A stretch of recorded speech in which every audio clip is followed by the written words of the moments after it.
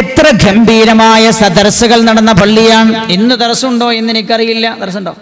ഇന്ന് അൽഹംദുലില്ലാ ഒരു ദർസ് നടക്കുന്നുണ്ട് എന്നറിയാൻ കഴിഞ്ഞു. എന്നാൽ നമ്മുടെ കേരളത്തിൽ വലിയ വലിയ ദർസുകൾ നടന്ന എത്രയോ പള്ളികളുണ്ട്. ആ പള്ളികളുടെ മുകൾ ഭാഗം ദർസ് നടത്താൻ വേണ്ടി നിർമ്മിച്ച ഭാഗങ്ങളൊക്കെ അടഞ്ഞു കിടക്കുകയാണ്. കാരണം ദീനു പഠിക്കാൻ ആളെ കിട്ടില്ല. ഇന്നിപ്പോൾ ഞാൻ മൊയ്ലിയാരാണെങ്കിലും ഞാൻ ചിന്തിക്കണം എന്താ പറയുക, എൻ്റെ മോൻ ഇനിയിപ്പോൾ ഞങ്ങളെ കുറ്റം പറഞ്ഞു തോന്നണ്ട, എല്ലാവരെക്കുറിച്ചും അല്ല ഞാൻ പറയണത്, എന്നെപ്പോലുള്ള ആളുകളെ കുറിച്ചാണ് മനസ്സിലാക്കിയാൽ മതി നിങ്ങൾ. അല്ലാഹു റബ്ബുൽ ഇസ്സത്ത് ഹിദായത്ത് നൽകട്ടെ. ഞാൻ മനസ്സിലാക്കണതും മൗലിയാറാക്കണത് 2ാം നമ്പറാണെന്നാണ്. അതുകൊണ്ട് ഞാനും ആക്കണത് എഞ്ചിനീയർ ആക്കുന്നു, ഡോക്ടർ ആക്കുന്നു. പറയുന്നവനും കണക്കാണ്, കേൾക്കുന്നവനും കണക്കാണെന്നർത്ഥം. എല്ലാം കണക്കാണ്. നിങ്ങൾ ചിന്തിച്ചു നോക്കല്ലേ, ദീനീ വിജ്ഞാനത്തോട് നമ്മുടെ താല്പര്യം എവിടെ പോയി? ഇന്ന് നമ്മൾ 3.5 വയസ്സായാൽ നമ്മളൊക്കെ ആദ്യം പഠിച്ചൊരു കാര്യമുണ്ട്. നമ്മുടെ വാപ്പ ഉപ്പമാർ നമ്മളെ പഠിപ്പിച്ച കാര്യം എന്താ? അത് പരിശുദ്ധ ഖുർആനിന്റെ അധ്യാപനമാണ്. ആദ്യം വായിക്കുന്നത് അല്ലാഹുവിന്റെ നാമധേയത്തിലാകണം എന്നാണ് പരിശുദ്ധ ഖുർആൻ പഠിപ്പിച്ചത്. വിജ്ഞാനത്തിലേക്ക് ഒരാൾ കടന്നു വരേണ്ടത് അല്ലാഹുവിന്റെ നാമം ഉച്ചരിച്ചാണ്. ഇഖ്റ ബിസ്മി റബ്ബിക്കല്ലദീ ഖലഖ്. സൃഷ്ടിച്ച നാമത്തിന്റെ നാമത്തിലാണ് നിങ്ങൾ വായിച്ചു തുടങ്ങേണ്ടത് എന്ന് പരിശുദ്ധ ഖുർആനിൽ അല്ലാഹു ഓർമ്മപ്പെടുത്തുന്നു. നമ്മുടെ മാതാപിതാക്കളൊക്കെ ആ കാര്യത്തിൽ കണിശത പാലിച്ചിരുന്ന ആളുകളാണ്. എനിക്ക് ഓർമ്മയുണ്ട്, എന്നെ മദ്രസയിൽ കൊണ്ടുപോയാക്കിയത് 5 വയസ്സ് എനിക്ക് പ്രായമായപ്പോൾ എന്നെ മദ്രസയിൽ കൊണ്ടുപോയാക്കിയത് എനിക്ക് നല്ല ഓർമ്മയുണ്ട് ഇപ്പോഴും. അന്ന് മദ്രസയിലേക്ക് പോകുന്നതിൻ്റെ തലേ ദിവസം പള്ളിയിലെ ഉസ്താദിനെ ഉമ്മ വീട്ടിലേക്ക് വിളിപ്പിച്ചു. ഉപ്പ വീട്ടിൽ വന്നിട്ട് ഉസ്താദ് ദുആ ചെയ്തു. അവിടെ നിന്ന് എഴുതിപ്പിച്ചു. ബിസ്മി ആദ്യം വായിപ്പിച്ചു, എന്നിട്ട് പിന്നീട് എഴുതിപ്പിച്ചു. എന്നിട്ട് പിറ്റേ ദിവസം മദ്രസയിലേക്ക് ചേർക്കാൻ കൊണ്ടുപോയി. അന്ന് കുട്ടികൾക്ക് തേങ്ങാപ്പൂളും ശർക്കരയും അന്ന് കൊടുക്കുക. അന്നത്തെ വലിയ വിഭവമാണ്. ഇപ്പോഴേ എനിക്ക് ഓർമ്മയുണ്ട്. അന്ന് മദ്രസയിൽ അത് കൊടുത്തതും ഞാൻ ഇപ്പോഴും ഓർക്കുന്നു. മദ്രസ ചേർത്ത് കഴിഞ്ഞ് വീട്ടിലേക്ക് വന്നപ്പോൾ എൻ്റെ 2ാമത്തെ ജ്യേഷ്ഠൻ ഉമ്മയോട് ചോദിച്ചു, ഉമ്മ അവനിങ്ങനെ വെറുതെ വെയിലും കൊണ്ട് വികൃതിയും കളിച്ച് നടക്കണ്ടല്ലോ, സ്കൂളിന് വേണ്ടി ചേർത്തിക്കളല്ലേ എന്ന് ചോദിച്ചു. അപ്പം എൻ്റെ അമ്മ പറഞ്ഞാൽ എന്താ അറിയോ, ഒരു പക്ഷേ ഞാൻ ആ ഉമ്മയെക്കുറിച്ച് ഇപ്പോൾ ഇവിടെ പറഞ്ഞാൽ ലോകം തിരിയാത്ത പൊട്ടത്തി എന്ന് പറഞ്ഞേക്കാം. എനിക്കൊരു വിഷയമല്ല. ഞാൻ മനസ്സിലാക്കുന്നത് എല്ലാം ഈ വിഷയത്തിൽ എല്ലാം മനസ്സിലാക്കിയ ആളായിരുന്നു എൻ്റെ ഉമ്മ എന്ന വിശ്വാസക്കാരനാണ് ഞാൻ. എൻ്റെ ഉമ്മാക്ക് പിഴച്ചിട്ടില്ല, എൻ്റെ ഉമ്മാക്ക് ആ വിഷയത്തിൽ പിഴവ് സംഭവിച്ചിട്ടില്ല എന്ന് മനസ്സിലാക്കുന്ന ഒരു പക്ഷേ ഒരു മണ്ടനാകാം ഞാൻ. ഉമ്മ അപ്പോൾ പറഞ്ഞാൽ വേണ്ട, ഒരു കൊല്ലം ഖുർആൻ പഠിക്കട്ടെ, എന്നിട്ട് ചേർത്തിയാൽ മതി മദ്രസയിൽ, എന്നിട്ട് ചേർത്തിയാൽ മതി സ്കൂളിൽ എന്ന് എൻ്റെ ഉമ്മ പറഞ്ഞത് ഞാൻ ഓർക്കുന്നു. ഇന്നത്തെ സ്ഥിതി എന്താ?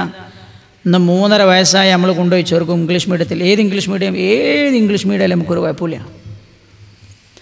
ആര് നടത്തുന്നതായാലും നമുക്ക് വിഷയമല്ല. നമുക്ക് മക്കൾ ഇംഗ്ലീഷ് പഠിക്കണം. ഇംഗ്ലീഷ് പഠിക്കുന്നതിന് ഞാൻ എതിരല്ല, പഠിക്കണം, ആവശ്യ കാലഘട്ടത്തിൻ്റെ ഒരു ഭാഷയാണ്. ഇന്ന് നമുക്ക് ജീവിക്കാനും യാത്ര ചെയ്യാനും ഒക്കെ ഈ ഭാഷ ആവശ്യമാണ്. കേവലം അതൊരു ഭാഷ മാത്രമാണ്. എന്നാൽ മറ്റതോ ദീനീ വിജ്ഞാനം എന്ന് പറയുന്നത് അല്ലാഹുമായുള്ള ബാധ്യത പഠിപ്പിക്കപ്പെടുന്ന, പടച്ച റബ്ബിനോടുള്ള കടപ്പാട് പഠിപ്പിക്കപ്പെടുന്ന വിജ്ഞാനമാണ് പരിശുദ്ധമായ ദീനിന്റെ വിജ്ഞാനങ്ങൾ.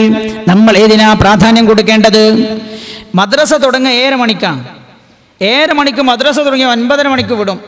പേരിന് മദ്രസയെ കൊണ്ടുപോയി ചേർത്തിയാൽ തന്നെ സ്ഥിതി എന്താ? കുട്ടി വരെ 8 മണിക്കാണ്. കാരണം വാപ്പിമ്മയും തലേ ദിവസം സീരിയലൊക്കെ കണ്ട് കടന്നുറങ്ങിയിട്ട് നേരം വൈകി നീച്ചപ്പോൾ എല്ലാവരും കൂടി നീച്ചപ്പോൾ വൈകി കുട്ടി പല്ലും മോറും തേച്ചിട്ടും തേക്കാതെയും ഒക്കെ മദ്രസയിലേക്ക് ഓടി വന്നു. 8 മണിക്കാണ് കുട്ടി മദ്രസയിൽ എത്തുന്നത്. 8:15 കുട്ടിക്ക് പോകണം. കാരണം 8:30 സ്കൂളിൻ്റെ വണ്ടി വരും. മദ്രസയിൽ നിന്ന് ഉസ്താദ് വിടാൻ ഒരു 5 മിനിറ്റ് വൈകിയ, മോനെ നീ വേറെ വൈകിയല്ലേ വന്നത്, ഇവിടെ ഇരിക്കും, ഒരു 5 മിനിറ്റ് ഖുർആൻ ഓതി 8:05 പോകാമെന്ന് പറഞ്ഞാൽ പിന്നെ കലാപമായിരിക്കും ആ നാട്ടിൽ, അല്ലേ? ഞാൻ വെറുതെ പറയണോ? ഇത് ഈ കാലത്ത് തന്നെ നമ്മളിൽ തന്നെയാണ് ഖിയാമത്ത് നടക്കാൻ പോണത്, അല്ലെങ്കിൽ നമ്മുടെ പരമ്പരയിലാണ്. അല്ലാഹു റബ്ബുൽ ഇസ്സത്ത് രക്ഷപ്പെടുത്തുമാറാകട്ടെ. അല്ലാഹു റബ്ബുൽ ഇസ്സത്ത് ഉൾക്കൊള്ളാനുള്ള മനസ്സ് നൽകുമാറാകട്ടെ. ഇൽമു കുറയുമെന്ന് പറഞ്ഞാൽ ദീനീ വിജ്ഞാനം പഠിക്കാൻ ആളുണ്ടാവുകയില്ല. ഞാനിത് പറയുമ്പോൾ ഓർത്തുപോകുന്നത്, ഞാൻ ജോലി ചെയ്യുന്ന കണ്ണൂർ ജില്ലയിലെ മട്ടന്നൂരിൽ 3-4 വർഷങ്ങൾക്ക് മുമ്പ് മട്ടന്നൂർ റേഞ്ചിൽ 32 മദ്രസകൾ ഉണ്ടായിരുന്നു. 32 മദ്രസകളുടെ അവലോകനം നടന്നപ്പോ ആ ഒരു മദ്രസയെ കുറിച്ചുള്ള അവലോകനത്തിൽ പറഞ്ഞത് എന്താ അറിയോ? ആ വർഷം ആ മദ്രസയിൽ 1-ാം ക്ലാസ് ഇല്ല. ഇതൊക്കെ നമ്മുടെ നാട്ടിലും ഇല്ലേ എന്ന് നെഞ്ചത്ത് കൈവച്ച് ആലോചിച്ചു നോക്കൂ എൻ്റെ സഹോദര. ആ മദ്രസയിൽ 1-ാം ക്ലാസ് ഇല്ല എന്നായിരുന്നു ഒരു മദ്രസയുടെ അവലോകനം. എന്താ കാരണം?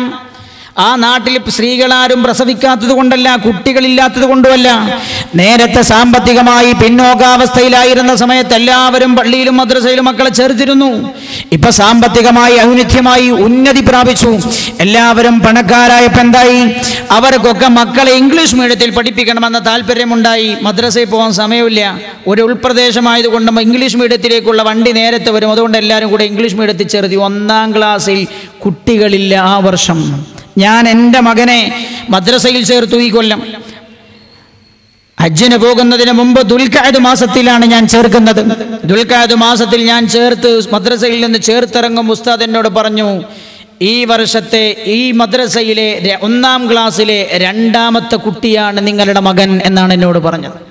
2ാമത്തെ കുട്ടിയാണ്. ഞങ്ങൾ ആക്കോട് ഇസ്ലാമിക് സെൻറ്ററിൻ്റെ കീഴിൽ നെയ്സറി, ഇംഗ്ലീഷ് മീഡിയം നെയ്സറി നടത്തുന്നുണ്ട്. ഞാൻ എൻ്റെ കുട്ടിയെ ചേർത്തിയില്ല. ഞാൻ എൻ്റെ ഉമ്മയുടെ വഴി പിന്തുടർന്നു. എൻ്റെ ഉമ്മ ആ വഴി പിന്തുടർന്നത് കൊണ്ട് എനിക്കൊരു നഷ്ടവും സംഭവിച്ചിട്ടില്ല എന്ന് വിശ്വസിക്കുന്നവനാണ് ഞാൻ. ഒരു നഷ്ടവും എനിക്ക് സംഭവിച്ചിട്ടില്ല. ഇംഗ്ലീഷ് എനിക്ക് പഠിയാതെ ആയിട്ടില്ല. മറിച്ച് അള്ളാഹുവിൻ്റെ പരിശുദ്ധ ഗ്രന്ഥത്തിന് എൻ്റെ ഉമ്മ പ്രാധാന്യം നൽകിയത് കൊണ്ടാകും അള്ളാഹുവിൻ്റെ ഈ വഴി എളുപ്പമാക്കി തന്നത് എന്ന് ഞാൻ മനസ്സിലാക്കുകയാണ്. എൻ്റെ സഹോദരങ്ങളെ, നമുക്ക് പിഴച്ചുപോയിട്ടുണ്ട്.